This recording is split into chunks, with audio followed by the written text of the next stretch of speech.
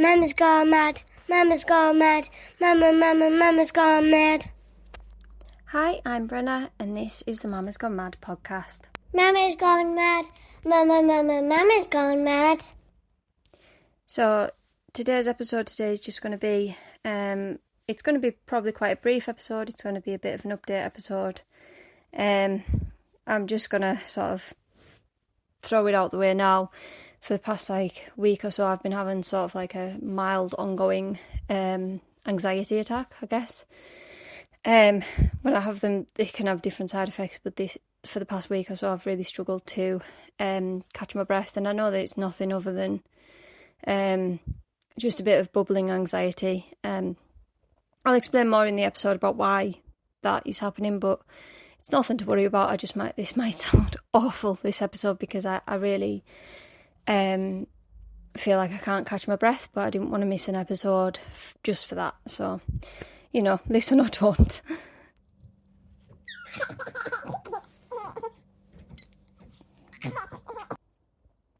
So, my last episode was with the Freedom Project. I really loved that episode. I haven't actually had any feedback about it.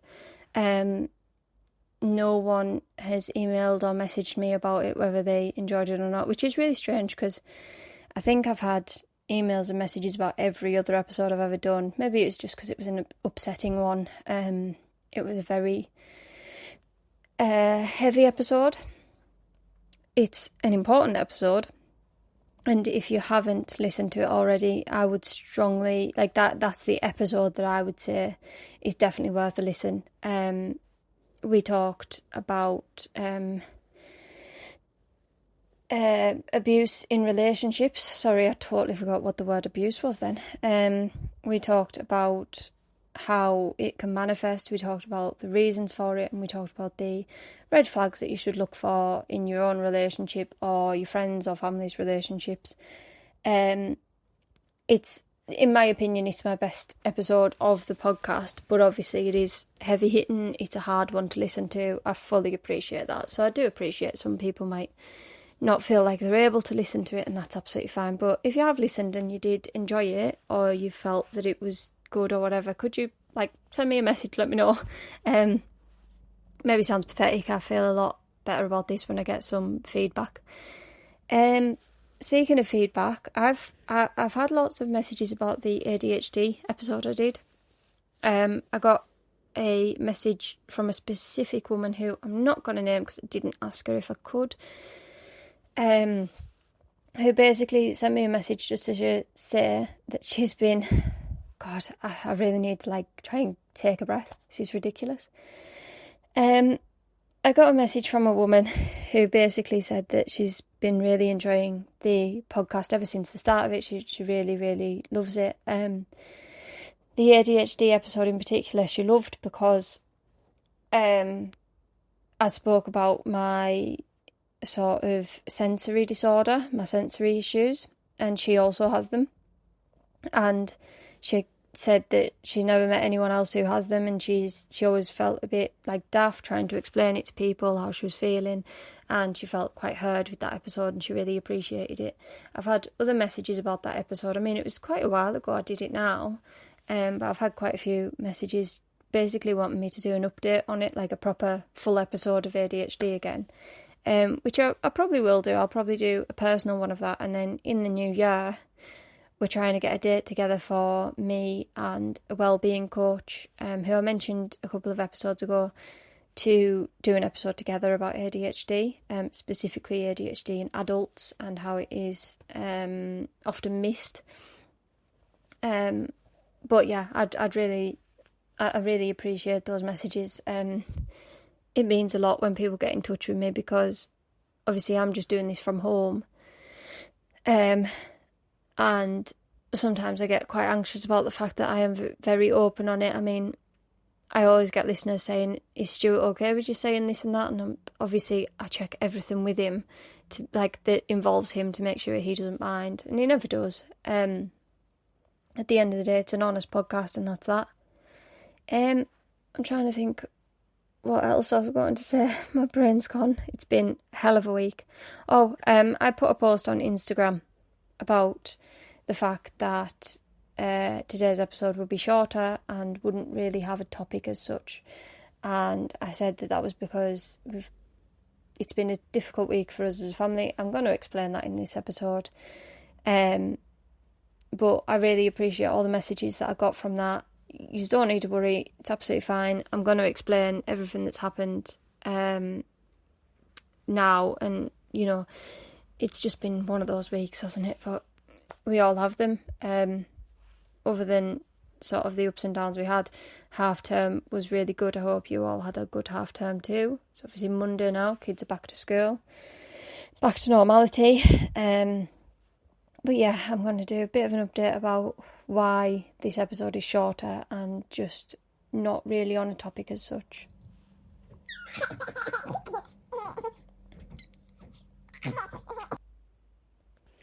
So, the week before last, we were going down to my brother-in-law's wedding, and we got our new car. So obviously we were on a total high. We got our new car. We headed down there. We had a couple of nights away. Had a lovely time, and then obviously it was straight into half term. We'd all been well. Kids had been well. Thankfully, we all got better for the wedding. None of us were ill anymore. We were having a nice half term. Stu was in work and wasn't meant to be off until the Thursday because we were having a Halloween party for the kids and a few of their friends. But Wednesday morning, I was getting the kids ready they were going to their singing school Halloween workshop, and basically I had just finished getting James ready. He was in his wolf costume, and he had all this fake blood on him and all these like fake scars and all this, and then and they both had like spray painted white hair, and James's was all spiked up. So I was getting Lily ready. I'd just finished her hair. I was doing her makeup. She was in her costume ready. She was dressed as a dead schoolgirl. And I'd pretty much just finished her makeup. I was about to add some like fake blood. And as I was blending it, this I think is the reason for this constant anxiety attack, by the way. So like, I don't want anyone who's listening to worry.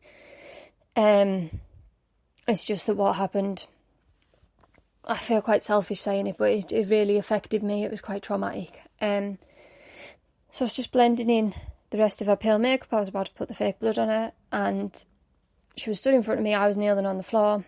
I had the baby behind me. James sat next to me. We were all just talking away, and then Lily said, "Mummy, my head hurts." And she suffers with migraines. She has done for 3 years now. And she collapsed onto my shoulder. And then she went on to have a 2-minute seizure from that. So she was unconscious. And she went on to have this 2-minute seizure. So I'm first aid trained, so I laid her on the floor and I got my phone out to check the time. I didn't faff on with the timer or anything because, I mean, I've never, ever, ever seen anyone in person have a seizure. During first aid training, if anyone's had it, you'll know. You watch videos of it. It's very different to see in real life, and it's very different to see your child having one. And so I checked the time, and then her eyes were rolling to the back of her head, and then she woke up, and just before she kind of came back around, she opened her eyes, like they came back to the front, and they were totally dilated. So she had no colour in her eyes, they were just black. So obviously I kind of laughed with the doctors because I just deal with stuff that way, but she had this pale makeup on, then black around her eyes, like makeup, and then these totally dilated eyes. And I said to the doctors, she looked absolutely terrifying. So yeah, she then woke up. She was very, very confused. She didn't remember a thing. She asked why she was lying on the floor. Obviously, James had seen, and Alessia was with us as well, so I just explained to her what had happened. I was not calm. in the slightest. James was very, very calm. He handled everything far better than I did. He's 7, I'm 27, and he coped far better than me. I've no shame in admitting that. I flapped completely, but I explained to her what happened. I was shaking and I was holding back tears because I didn't want to panic her. She then felt really tired and really quite dizzy, and she was getting like tummy pains and a headache, so I had her sit for a bit, and while I got dressed, because I was still in my pyjamas at this point, all 3 kids were ready. That's how we do it in the mornings. They're ready before me. And then I got James to watch Alessia. I scooped Lily up. Oh, no, I rang Stuart first, actually. I rang Stuart. I said, you need to leave work immediately. Meet us at A&E. Lily's had a seizure. And then I pretty much just hung up on him. I scooped Lily up and carried her downstairs and put her on the dining table, then came back up, sent James down, grabbed Alessia, came down. James grabbed all the bags because all of them were ready, thank God. And then I got them all in the car, went to A&E. A lot of tests were done. Stuart met us there, and then he took James down to his Halloween workshop, and he took Alessia with him so that I could just be with Lily and focus on Lily. And then, so we got to A&E. She had the seizure at 9:10. We got to A&E just after 9:20, so it was all very, very fast. And I explained to the doctors and everything that had happened. They did the same test repeatedly, which they explained to me why they were doing that. They did an ECG on her, which is like it's like a heart thing, you know, where they have all the stickers on your chest and down your legs and arms. They did that on her. They did her blood sugar to see if it had been like low blood sugar that had caused it. They did her blood pressure. They checked her for any signs of infection or virus, and there was no signs of anything like that. There was no signs of any temperature or fever, so they confirmed it was none of those things. They couldn't confirm what it was, and they said generally for a child's first seizure they don't really look into it too much, because they basically said everyone gets one seizure. Like, everyone's allowed one seizure in their life before anyone has to worry too much. But because it came on with a migraine, they were a bit concerned, and so they were they're booking her in for some more tests. And they said we have to keep a very close eye on her. So, of course, that just kind of, since then, and I think today especially, I'm quite like, I could feel my heart pounding a lot, and I've been like quite anxious because she's at school, she's not with me, I can't keep an eye on her myself. So then we got home quite late at night on Wednesday. Thankfully, they let us come home. I explained that I thought we would all be better off in our own beds. Lily slept in with us, so she was with us all night, so she was fine. But I think that she needed rest, we needed rest. So when I explained that to the doctors, they were happy to let us go home. And I said to Lily, don't worry, we'll cancel the Halloween party. No one will mind. Everyone will understand with what's just happened. Don't stress about it. And she turned round and said, no, Mummy, I want the Halloween party. I want to see my friends. I want to do this. Of course, she'd had such an awful day. I was like, right, okay, we'll do it. But Wednesday was the day I was meant to sort of prep the house and get everything ready for this Halloween party. So Thursday was just a mad rush. I was telling Lily to rest on the sofa as much as she could and chill out a bit. James was kind of watching Alessia. While me and Stuart tried to get the house ready for this Halloween party. They all had a great time. We only really invited kids of their sort of age, Lily and James's age, because we left them to it for a lot of it. Like, we did some party games, which I basically made Stuart do, so that I could sit with my friends and drink wine. But they all had a great time. Just if anyone's listening who is friends with me but has younger kids, that is why you weren't invited. We were inviting kids of their age so that they could be, they could be left to it without any massive worries. They had a great time, thankfully. And then Friday we went back to Muncaster for the Muncaster Halloween Festival. We'd been earlier in the week with my nephews, and everyone had had a great time. So the kids wanted to take Stuart to show him. You know, kids like, Daddy has to see, Daddy has to see. So we all went back to Muncaster, had a great time. And then Saturday, we did our kind of usual Saturday routine, and then in the afternoon I started to feel really, really heavy. I took the dog out for a walk, and then Stu drove down to where I'd walked to meet me with the kids and the bikes and the scooters, and we went for a family walk. I'm sorry, this must be awful to listen to because I really can't catch my breath. I'm so sorry. I think I just have this real anxiety that Lily's not with me. I've been checking my phone all day like crazy. So what was I saying? So we all went for a family walk, and that was really nice. And then on our way home, I said to Stu, I'm going to have to get in the car to come home because I felt really ill. We got home and I went and threw up 5 times in a row. And then when he knew I was badly because I went and laid on the sofa. And then when it came to takeaway time, he asked what I wanted, and I said, I'll just have a couple of chips. Now, that is not me. Anyone who knows me knows I have a big appetite. I eat loads and I eat constantly because I'm constantly moving, I'm constantly on the go. I need the calories and the energy. So the fact I said I'll just nibble a few chips was like a red flag to him. And then I threw all that up, and then he knew again that it was a red flag because I refused any wine. So that was how he knew I was badly. No wine, no takeaway. On a Saturday night with Strictly, Brenna must be ill. And then Sunday, Stuart came down with it. So then both of us were ill, but of course, it kind of meant that I just had to get up and get on with it because he was in the worst of it at that point. He was having what I had on the Saturday. So then Saturday and Sunday, I pretty much didn't eat. And then today I've finally eaten a bit and I feel a bit ill from it. You know, when you just finally have a meal after a stomach bug and you eat too much in one go and then you feel rotten because of it. I feel like I can't win. But yeah, that was basically our week and weekend, our half term. It was very up and down. It was a bit like a roller coaster. Obviously it started on such a high, went down to such a low, went back up to a slight high and then ended with a low again. But it is what it is. We carry on, don't we? It's just, I don't know. Do you know what feels mental to me is the fact that you just don't get a sick day when you're a parent.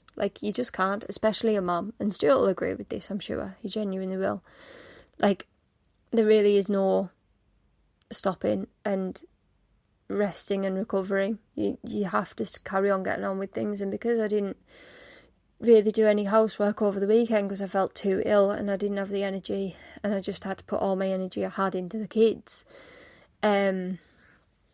including trick-or-treating last night while trying not to be sick in bushes, having a dog that was far too excited pulling me along, 2 kids that were far too excited running up to all the houses, Alessia in my arms because she wouldn't go in the pram, but obviously I had the pram so I was pushing the pram.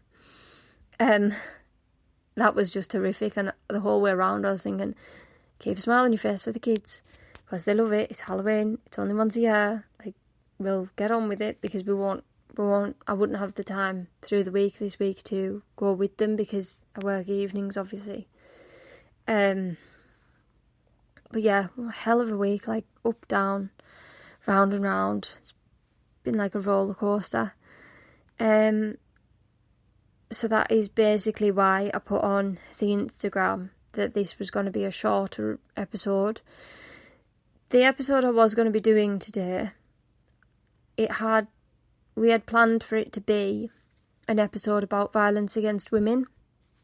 We've rearranged that for obvious reasons, and it will be happening hopefully in November now. Obviously we're pretty much into November, aren't we? Crikey, only a couple of days. But it'll be happening sort of mid-November now. The man who I'm going to be doing the episode with, he's done a TED Talk. He goes around schools talking about violence against women, trying to sort of tackle the problem before the problem starts, if that makes sense. Speaking to young people about it, is an incredible man. His sister was murdered by her partner, and that is why he does this. But to be totally honest, I think that things sometimes happen for a reason, and it's maybe a good job that we're not doing that episode today like planned, because it would have been very quick after last week's episode that was obviously so heavy and so... it's hard to explain what I mean. But with a topic like that, talking about it, you have to be mentally prepared to talk about it, don't you? And obviously, in last week's record, when I was in a good mental headspace, I already barely coped with it. I cried twice. Like, it's such a difficult subject to cover. So to cover it now when I'm definitely not maybe in the right headspace, given the week we've had, and given that I can't focus properly at the minute, it maybe wouldn't be the best sort of recording. I wouldn't be able to put my all into it, and to be honest, I'd worry about what I would take away from it as well for myself, because you have to consider your own mental health. But I will be doing that in sort of mid-November, so if anyone has any questions for this incredible man, please fire them my way. The email is mamasgonemad23@gmail.com. Also, anything that you want me to cover, anything that you want me to talk about, or if you just want to have a chat, I do respond to all my emails and all my messages. So the email, obviously, mamasgonemad23@gmail.com. Just repeat that again. It will be in the bio as well, as always. And the Instagram is mamasgonemad_podcast. I also need to get onto my YouTube channel and update that and put past 2 weeks of videos on. It's just been a bit mental. There's been a lot going on. I don't feel like I have the mental capacity recently to sort of deal with stuff. And like, I was at my mum and dad's on Saturday morning, and obviously then I've now got this anxiety that I'm ill, and well, I'm not now, I feel alright now, but that I was ill straight after that, and Stu got ill, so it was clearly a bug, that I could have passed something on to my mum and dad, given everything. But I was there on Saturday, and my mum kept talking to me, and I could tell, like, I knew I was being quiet. I knew I didn't really have the headspace to respond to her and to be fully immersed in a conversation, because the entire time I was there, I was just thinking, and then obviously I've got 3 kids that they're all always on my mind, but because of what happened just the other day with Lily, I was very focused on, I'm not with Lily, I can't see that she's okay, and I kept pulling my phone out of my pocket to check Stuart hadn't texted me or rang me, and it's caused a proper anxiety for me, to be totally honest. It always does though, doesn't it, when it's your kids. And then Alessia has not been sleeping great the past few nights, so with not having a lot of sleep, being unwell, having all this going on, I feel just like I can't, what's the right word for it? I don't need to be adding to my load anymore. So I've barely been in touch with people. I'm so sorry about that. But I will respond to emails and messages. I always do. And I really appreciate them. Even when it's just a quick message or a quick email to say, I'm really enjoying the podcast. It means a lot because, as I say, this was never meant to be heard, really. I set it up as a thing of like, oh, well, if anyone listens, I'll make sure I've got an email and stuff, because that's kind of podcast 101. But I never expected anyone to ever contact me. I'm going to leave it there though. I know this is a much shorter episode. You'll probably all be delighted because the last few have gone on and on. I'm going to leave it there. I really hope you've all had a good half term. I hope that you're all feeling okay. There is a hell of a lot going on in the world right now. Obviously the sad news came in yesterday of Matthew Perry's death. That obviously I'm a massive Friends fan. I have been all my life. And like it did for pretty much everyone, I know it hit hard. He was an amazing man. There's an awful lot going off in the world, and it feels like we all need a bit of like positivity recently, and unfortunately this week I cannot bring it. I'm so sorry. I wish I could. Hopefully next week I can.